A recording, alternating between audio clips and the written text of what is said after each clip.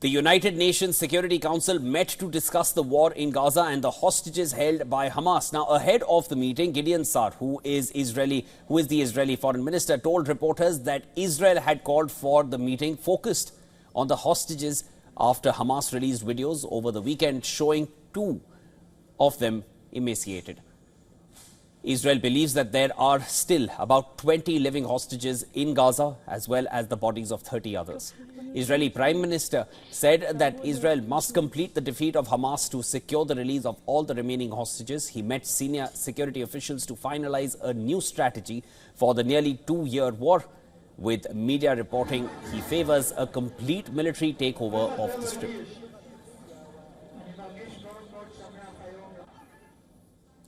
And the US president declined to say whether Trump supports or opposes the move of his ally, and said that his administration's focus was on increasing food access to the Palestinian enclave.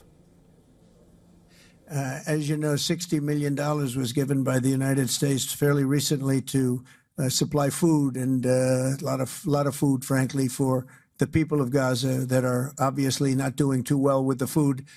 And I know Israel's going to help us with that in terms of distribution and also money. We also have the Arab states are going to help us with that in terms of the money and possibly distribution.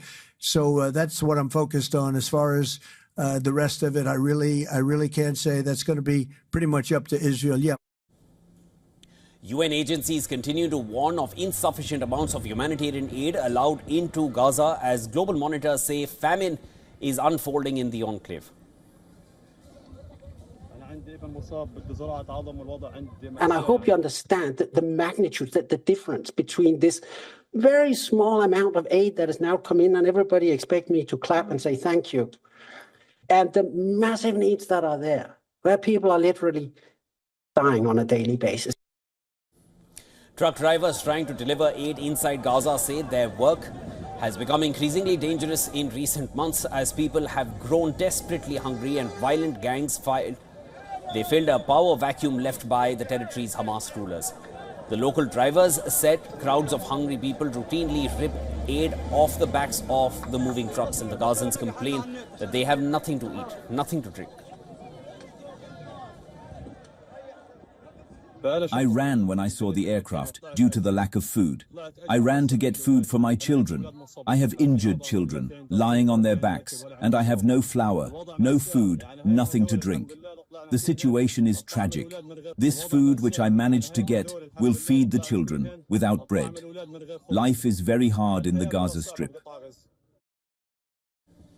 A number of Palestinians were injured by an Israeli strike as they waited for aid in Gaza on Tuesday. The injured were taken to Nasser Hospital in Khan Yunis, with the video showing people bleeding and lying on the floor of the overcrowded hospital. And this wasn't an incident in isolation. There were 3 such incidents in the past 24 hours. 56 people lost their lives. In total, 68 people were killed by Israeli gunfire and airstrikes.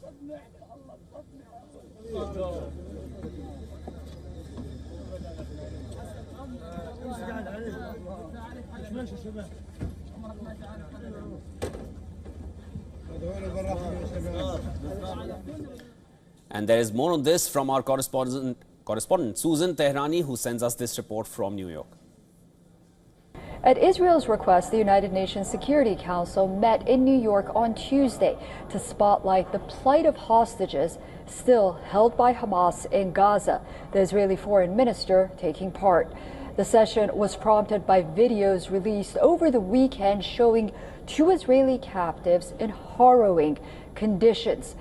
The Israeli foreign minister thanked both the United States and Panama for seconding his request for this urgent session and emphasized that the hostages must remain front and center on the world stage. Meanwhile, Israel projected the video of David, one of the hostages, on a giant screen in Times Square to amplify international attention. In response to mounting pressure, meanwhile, Israel has allowed aid trucks back into Gaza. The UN has warned that nearly 90% of aid trucks have recently been looted before reaching their destination, and only about 36 to 95 trucks entered on the most recent days, far short of the estimated 600 per day threshold needed to prevent famine. Susan Tehrani reporting from New York for WION World is One.